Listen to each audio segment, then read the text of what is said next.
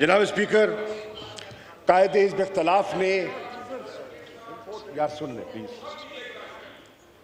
कायदे हिज़्ब इख्तिलाफ ने आज सुप्रीम कोर्ट के फैसले का हवाला दिया है। मैं आगाज ही में कहना चाहता हूं, अपनी जमात की तरफ से तस्लीम करता हूं कि अदम एतमाद की तहरीक जो है, इसमें आइन में इसकी गुंजाइश मौजूद है। तस्लीम करता हूं, बारहा कह चुका हूं, दोहरा देता हूं रिकॉर्ड के लिए कि इस तहरीक को पेश करना ऑपोजिशन का हक है और इसका दिफा करना मेरा फर्ज है। हम आईनी, सियासी और जमहूरी अंदाज में इसका मुकाबला करने का इरादा रखते हैं। जनाब वाला, मैं आज एक और चीज रिकॉर्ड पे लाना चाहता हूं और कौम को गवाह बनाना चाहता हूं कि आइन शिकनी मतमय नजर न था, न है, न होगा। आइन का एहतराम हम सब पर लाजिम है। और जैसे कि वज़ीर आज़म पाकिस्तान ने कल कौम से खिताब करते हुए कहा कि बोझल दिल के साथ मायूस हैं, लेकिन सरे खम तस्लीम सुप्रीम कोर्ट के फैसले को तस्लीम करते हैं। जनाब वाला, पाकिस्तान की तारीख आइन शिकनी से भरी हुई है।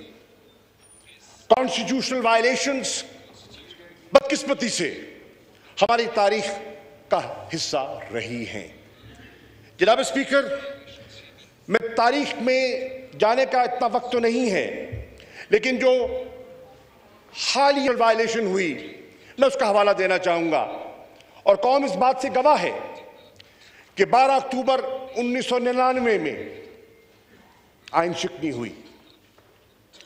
हुई और कौम इस बात की गवाह है कि जब आला अदलिया के सामने वो केस गया, पीसीओ जजेस, ये वो जो तारीख में जाने का वक्त नहीं है, तो हमारी तारीख इस बात की गवाह है कि न सिर्फ जस्टिफिकेशन तलाश की गई, बल्कि जो प्रेयर मांगी ही नहीं गई थी, आइन में तरमीम की इजाजत भी दे दी गई।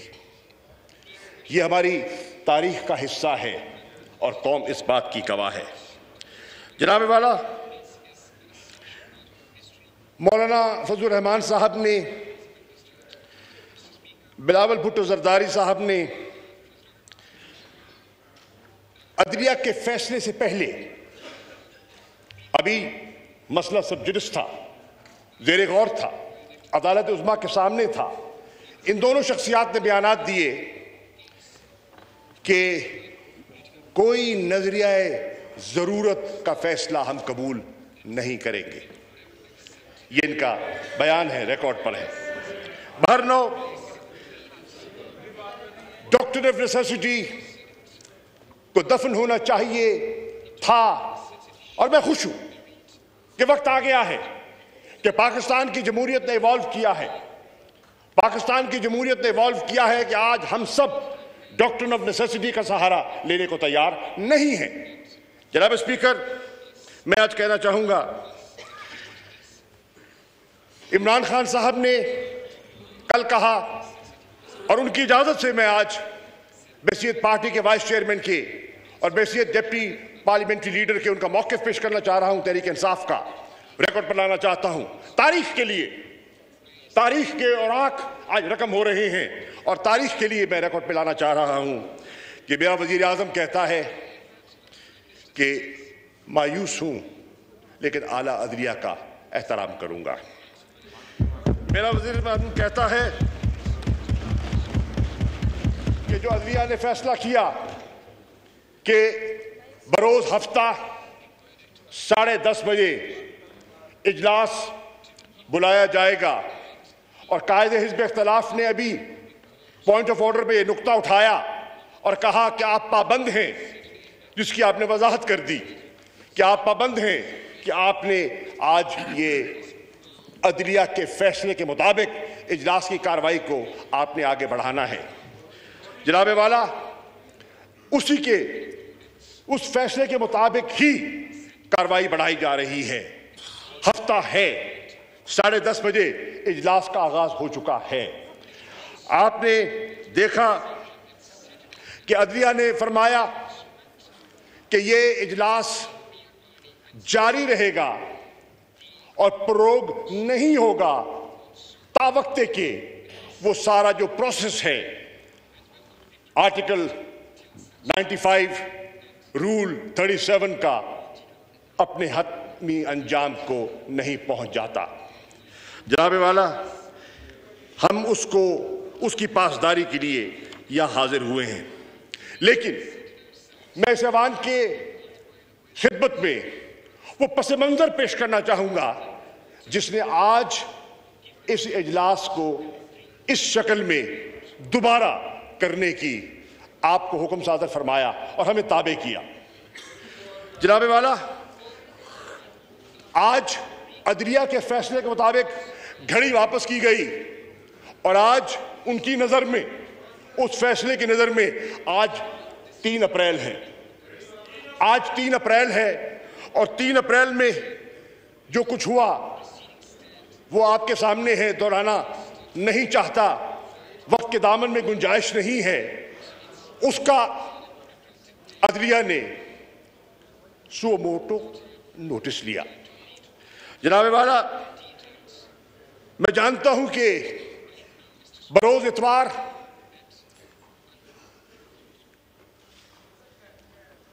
दफातर खोले गए, इजलास मुनक्किद हुआ और कार्रवाई का आगाज हुआ और फिर उसने इस ऑर्डर की शक्ल में अपना फैसला सादर फरमा दिया।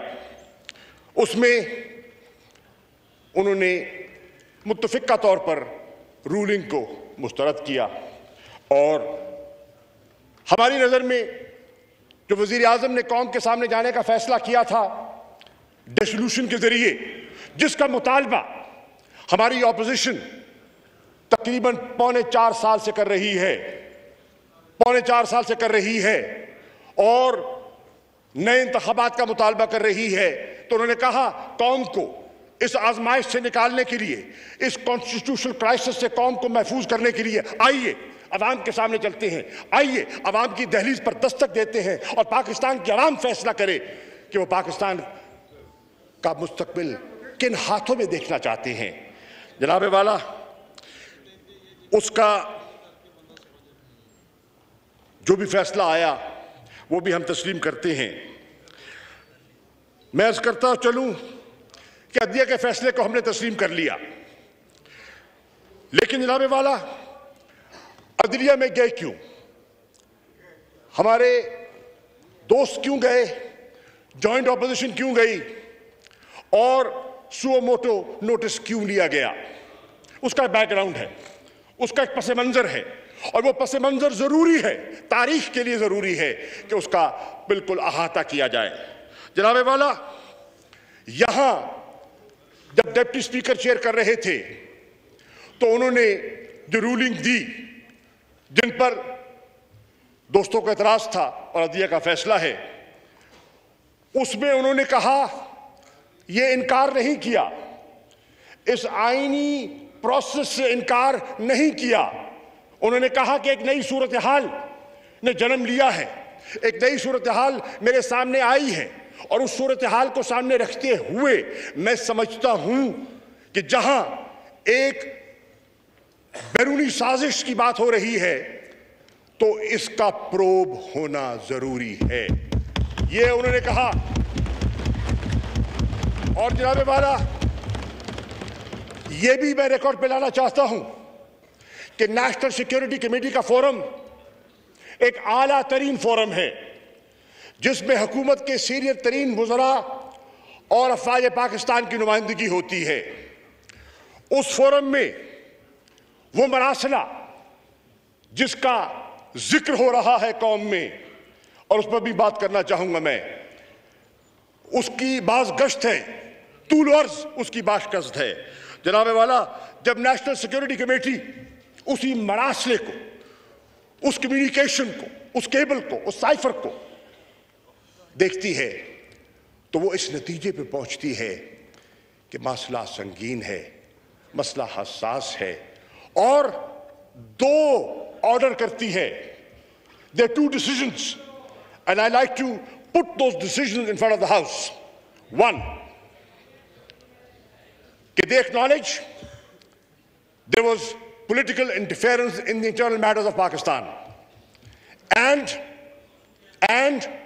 a demarche must be issued. दफ्तर खारजा को हुक्म दिया जाता है, इंस्ट्रक्ट किया जाता है कि डिमार्च करो, इस्लामाबाद में भी करो, वॉशिंगटन में भी करो।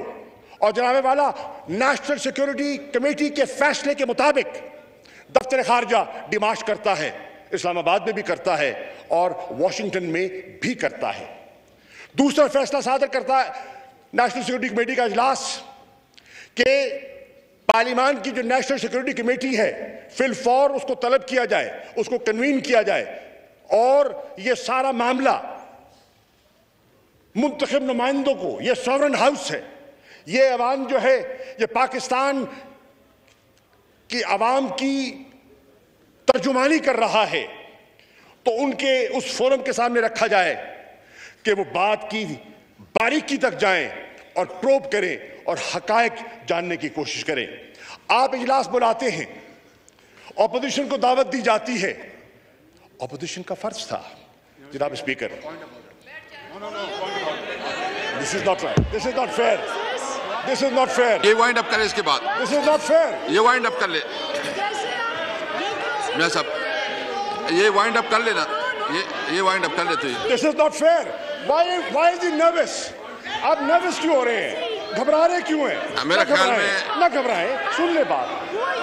ये वाइंड अप कर ले, इसके बाद आप कर लीजिए। घबराहट किस चीज की है? उजरत किस चीज की है? परेशानी किस चीज की है? जी मैं इस तरह करता हूँ, 12:30 बजे तक, 12:30 बजे तक मैं इजलास एडजर्न करता हूँ। 12:30 बजे तक, 12:30 बजे जो है ना तक इजलास एडजर्न करता हूँ।